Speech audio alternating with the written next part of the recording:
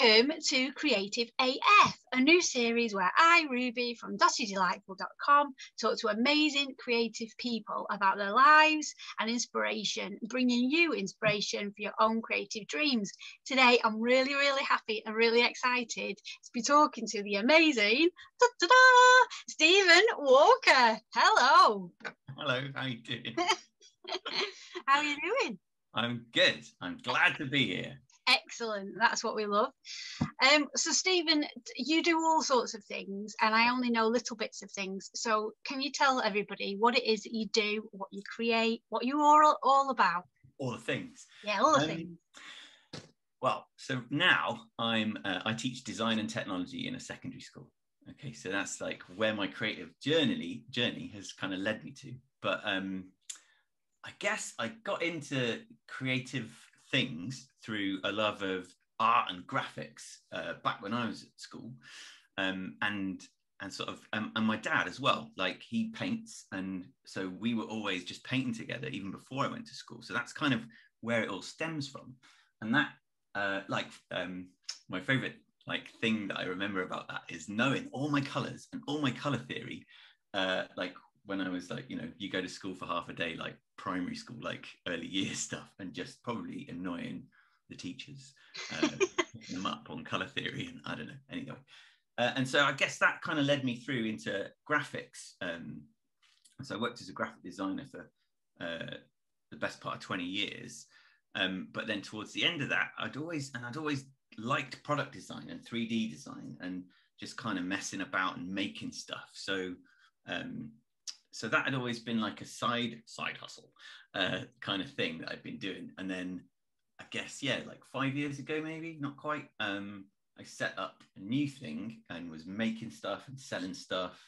And that went quite well, but it wasn't quite where I wanted to go with it. And then I found teaching, and it's been like the amalgamation of everything that's awesome, because I get to improve my own practice, but also get to inspire another generation. And it's like I feel really lucky. Like I get to teach design technology and product design, but then I also get to teach computing and that side of programming side of things, which was a big part of my career.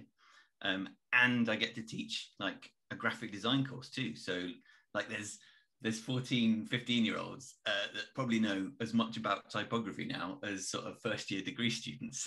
Wow. Elsewhere. So it's kind of, I don't know, like I get to, like I love all this stuff, and I've always loved this stuff. And it is that thing of like, it's not a job. It's just, I'm being my creative self. But I feel like it's also taken me this long to work that out. And that's why I feel super happy and super like, I found my thing. That's incredible. Yeah. Because all of it's come together, hasn't it, then? Yeah. To teach. Yeah. And how do the kids respond to it? Like, I think, well, I guess every teacher's different. And I'm big into like reciprocity and treating them like designers from the moment they come even near my classroom. Like I refer to them as designers. They know that they're designers, and that builds respect, because ideas, you don't have to be some sort of career hardened designer to come up with a good idea. Like the best ideas can come from anyone. Yeah. And sometimes like their naivety can produce ideas that there's no chance I would have even nearly thought of. And so it's understanding that and having that understanding that the learning that happens is two ways.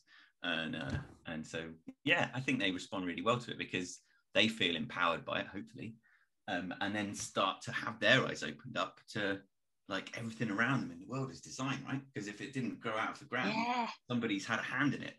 I'm sure there's a famous quote about that, but it escapes me right now. Yeah.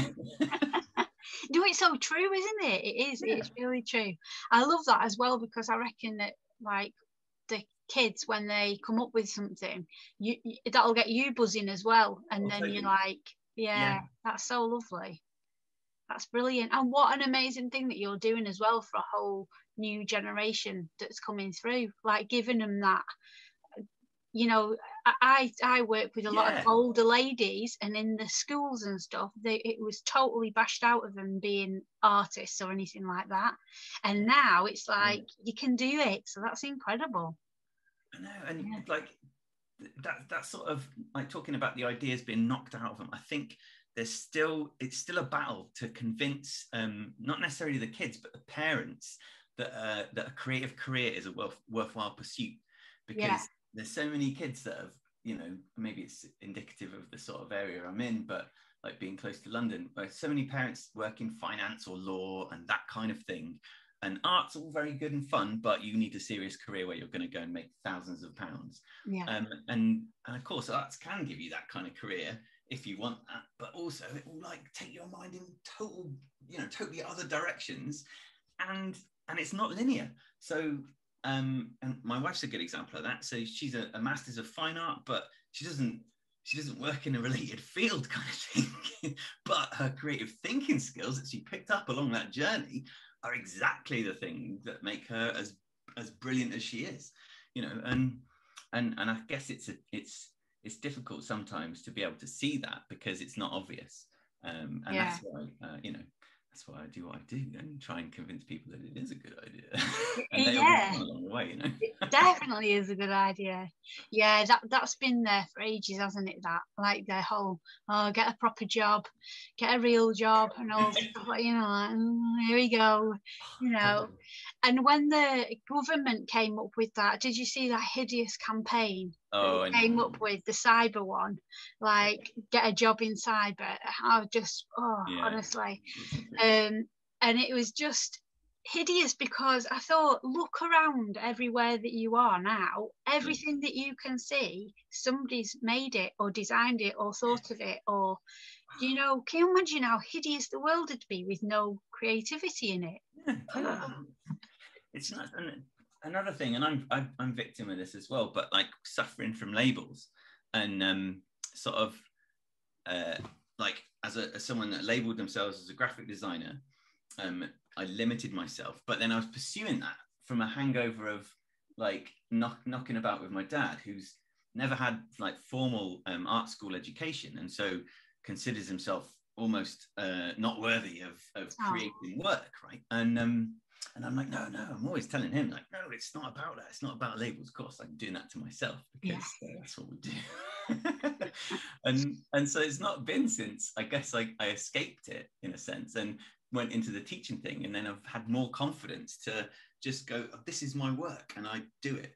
Like, and like part of this, as I mentioned to you just before, like I got my own website back online because I thought, oh yeah, I should probably do that. And then realized, like, looking at like the pictures that I've put up there of things that I've made recently, there's like 3D printed stuff, and there's like t-shirt graphics, and then there's brand stuff, and then there's textile stuff, and then just all sorts of stuff, because it's all creative and it's just an expression of the things that I like and I'm into. And so it's about breaking down those labels as well and just creating for the sake of it. I find that really difficult as well, because one week I'm really interested in something and I'll really explore that, whatever it is. And then maybe a month later, I've totally gone off on a different tangent.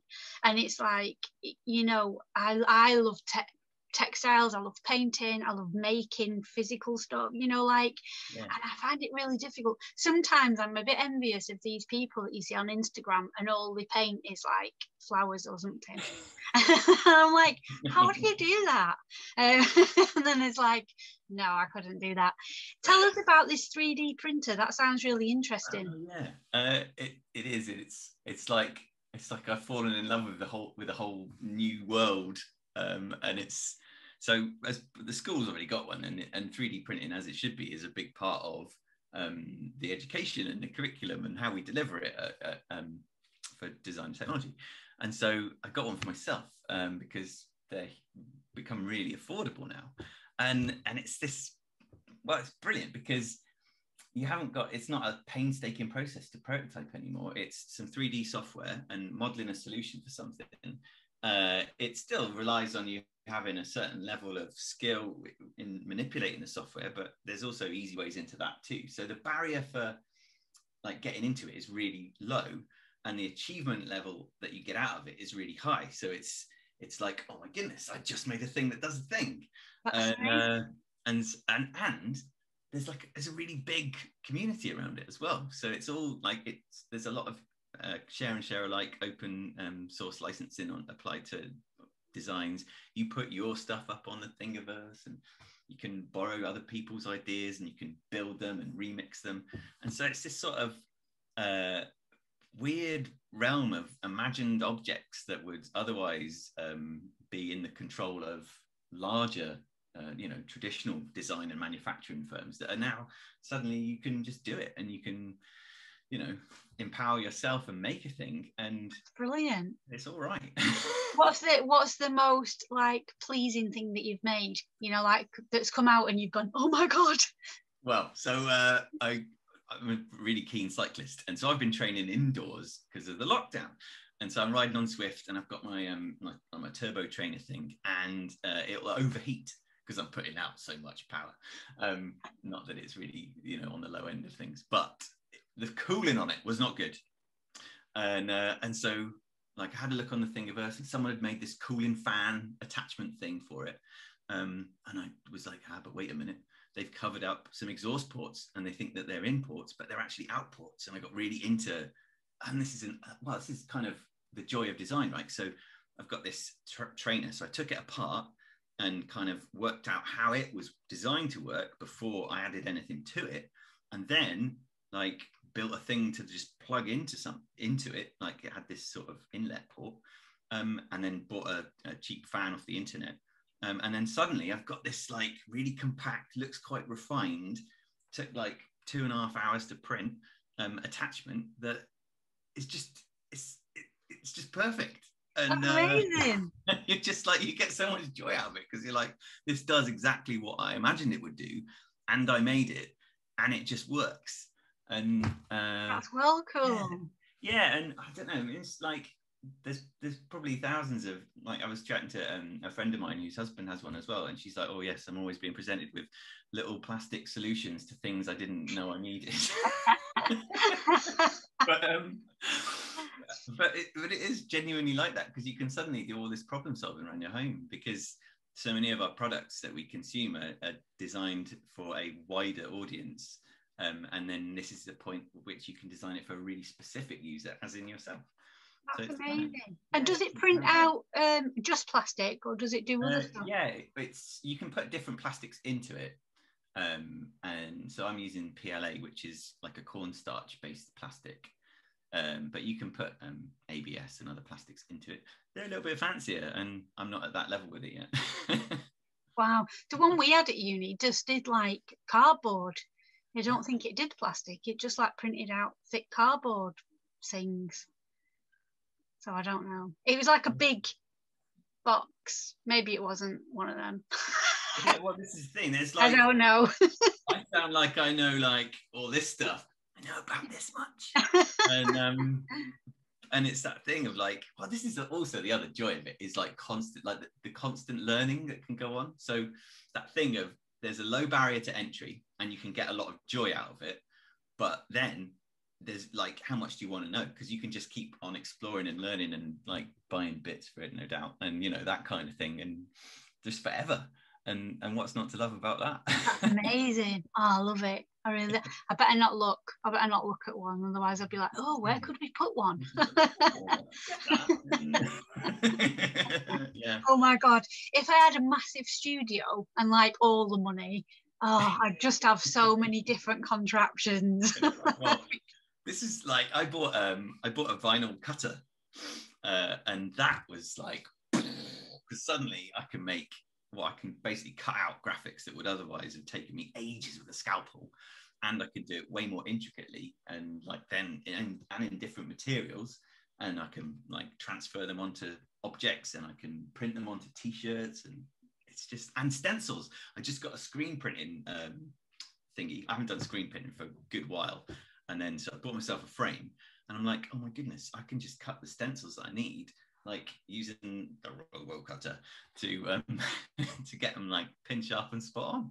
That's well cool. It's just, you can do all these, yeah, all these things that are so immediate now, just through these couple of devices that otherwise I would have just done by hand. And I guess it's cool. Yeah, it's amazing, isn't it? It's just, totally incredible. So what are your favorite materials to use and why? That's a really tricky question because there's like so many. Well, I really like working with like plywood, beech plywood, just because it's super resilient, and you can get it in a whole bunch of different finishes. You can put stuff on it. It's really strong. You can like give it a really polished look, and it looks industrial enough, but it also looks like it's nice and tactile and like soft as well. And yeah, I don't know, there's something, it's a really cool sort of material, timber. But then if I'm like, I really love a sticker, and so if it's like more of a graphics application, then it's just as unenvironmentally friendly as it probably is, probably some like vinyl transfer is a really cool medium to I love the smell of it. Well, there's that aspect. That's probably really bad as well, isn't it? Inhaling the smell of it, but I just love that smell. Oh. Yeah. Yeah. What about a pencil? What's your pencil? Go-tos. I should have brought them. They're in the other room. So this is a Pentel sign writer. This is my black pen of choice because it's thick and thin, sort of all at the same time. It doesn't go through paper, and it's really nice for sketching and drawing with, but also Sharpies, because they're just really reliable and come in random colors, and it's quite cool. But then I'm also I really like Copic pens, so like for fine line drawing and that kind of thing, but also they're colored markers. Like Copic markers are worth the money, and maybe magic markers too, and that kind of thing. So those are my like go-tos. They're in the top drawer, the good drawer. Yeah. I love it. I love Sharpies, but I really don't like the smell of them. They like hurt my brain. Yeah. That's funny. Yeah, I'll sniff petrol, but not Sharpie. What's that about?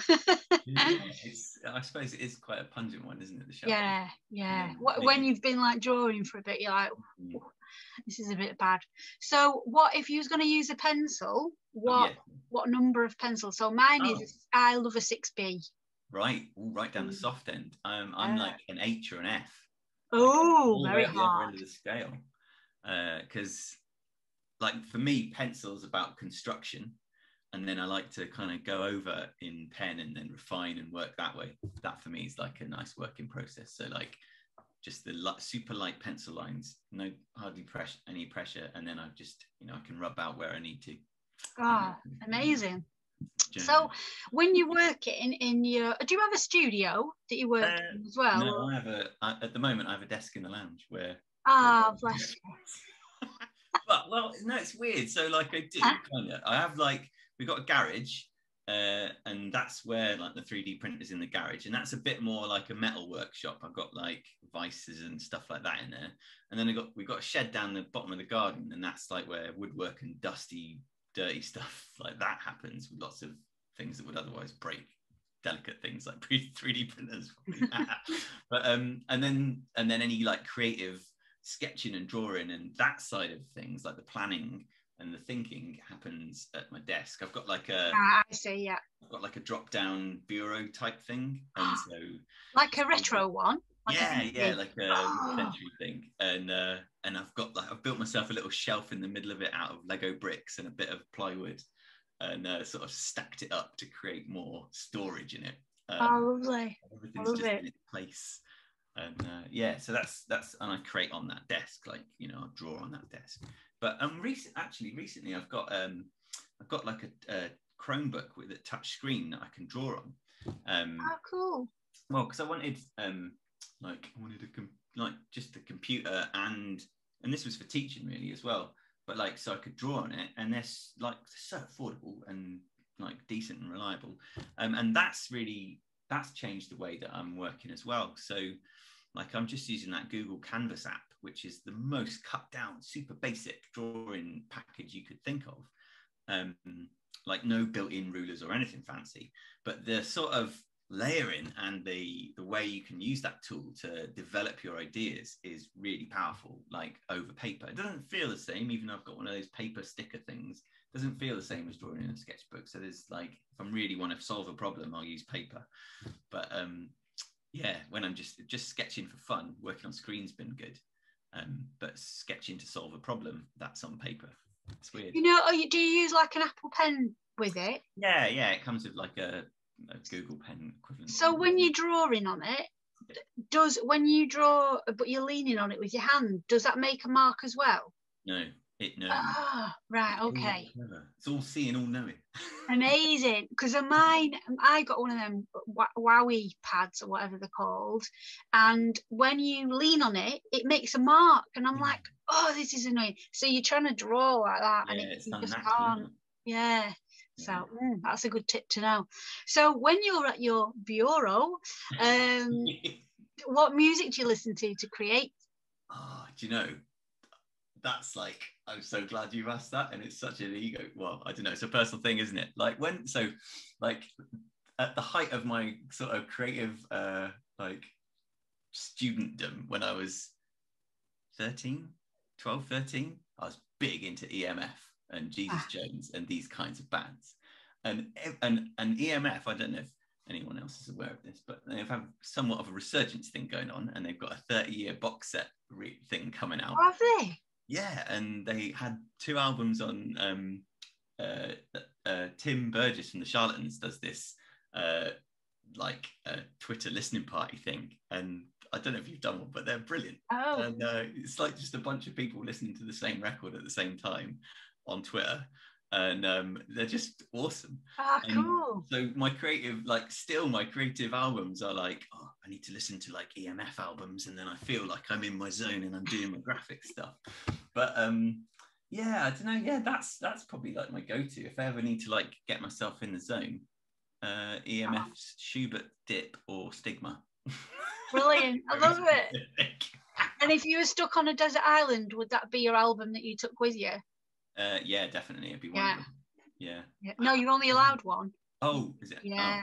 Oh yeah, in that case, yeah, I'd take Schubert Dip with me, and I'd be done. That's fine.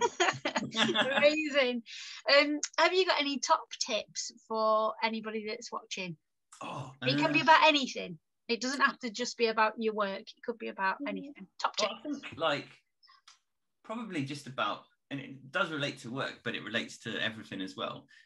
Just not being mindful to not edit too soon, and to just like be divergent and have like be as open-minded and receptive to ideas, and to put down all ideas all at once, or you know, and not try and edit before it gets out into the world, whether that's spoken or written or drawn, to just splooge it all out, and then like take some time to reflect, and then come back to a thing and think about it, and that's it's like good rule for life, good rule for drawing and creating. Yeah, that's a brilliant top tip. I love it.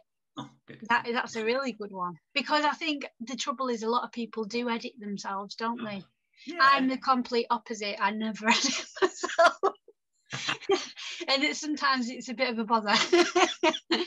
yeah, I totally agree with that. That's a brilliant tip. I love it.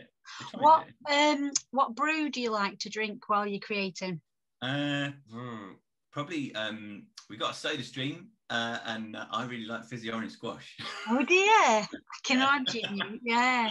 But I guess I drink coffee or fizzy orange squash. Those are the things I drink. I love it. Do you have sweets as well? Do you like nibbles on sweets, or not so much?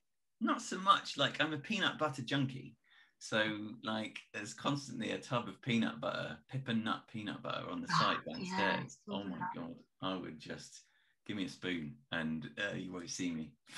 I've only just started eating peanut butter, probably about a year ago. Never ate it in my whole life. Never liked it, and now I love it. And then the other day I tried peanut butter and jam on toast, I've never had that in my life before. Oh, my life. Peanut butter is like the superfood. Have you had like peanut butter and Marmite? No. See, oh, you and Marmite. That's fair. Yeah, that's fair. No. But like with honey and peanut butter with like cream cheese and honey. Well, not that I eat honey, but like, you know, like a honey sort of equivalent. Substitute. Yeah, exactly. Yeah, you can get that now, can't you? Like vegan. My mum got it me. Yeah. It was they live up in Shropshire, and there was this like marketplace they go to, and they've got this like honey stuff. I think it was from that part of the world, and it was amazing. Like, was it good? Yeah, I haven't tried it yet. Yeah, it was like apple based. I'll send you a link. But yeah, it was superb. Yeah, it's incredible, isn't it? Now it's like so amazing. Well, it's been fantastic, and I feel like I've only just dipped into your crazy making world. Like, I want you to do like a video tour of all your different creative spaces and be like, oh my gosh, make a whole series. Sure. Stephen prints this plastic thing. Do you collect, right, I don't know if I've got this right or if it's just I've just imagined it in a dream. Do you collect trainers? Oh, I buy a lot of trainers. Right, okay. I thought, like, I'm sure. Have you put them on your Instagram? Like pictures of new trainers or something? No, I haven't actually. Yeah. So it could be someone else. But, that's funny. Yeah, I'm a bit of a collector of things, like trainers being one of the things. What have you got anything that you've saved from your childhood? Books. Yeah, like more than anything, like I took that. Well, it's coming up actually. It's topical. How topical? It's like World Book Week at schools, and last year I talked about Richard Scarry's "What Do People Do All Day" book, which is it your favourite of yours as well? Ooh, I'm sorry. When I was a kid, I had a big one. Was it the big book that you opened, and you could see into people's houses and what they did and everything? Yeah. And it was this like window onto the world. Yeah. You realise how like detailed it is, but then how accurate it is as well. Yeah. And so like you've got this book that's enjoyable because it's a cartoon, but then it tells you in immense detail how paper is made.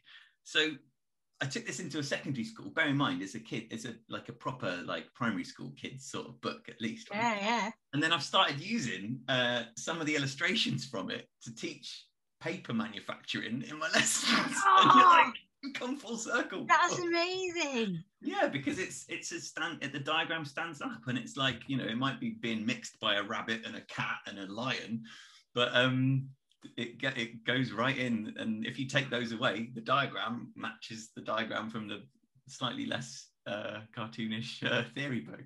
That's fantastic. Oh my god, the amount of hours I used to pour over that, just following it, just to see what they all did.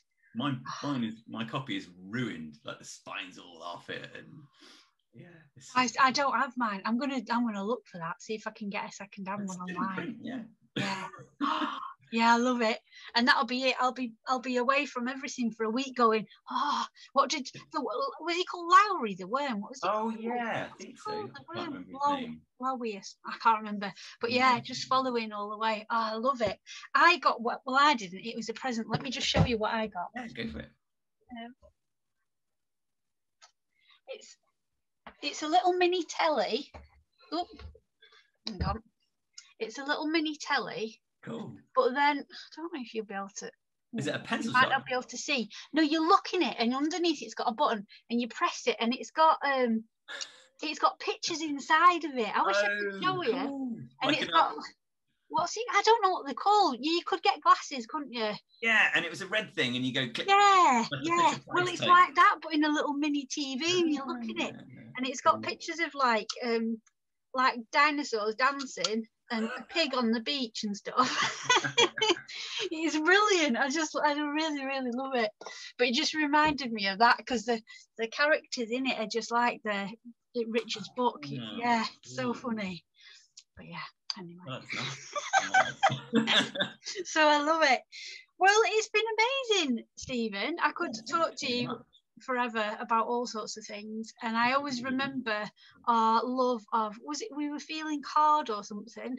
There was something that, and we was going on about I'm sure it was card or paper, how it felt, or whatever. Anyway, it doesn't matter, does it really? It's But cool. yeah, but I love it. So what are your plans for the rest of the day? Have you got any?